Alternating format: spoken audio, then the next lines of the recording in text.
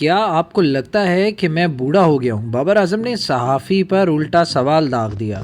Gaddafi stadium Lahore میں media conference کے دوران ایک صحافی نے پوچھا کہ شاہین شاہ آفریدی اور محمد رضوان سمیت اسٹار کرکٹرز پاکستان کا اثاثہ ہیں۔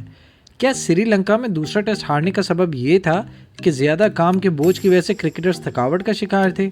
کیا ان مسائل پر قابو پانے کے لیے پلیئرز کو ایک یا دو فارمیٹ تک محدود کر لینا چاہیے؟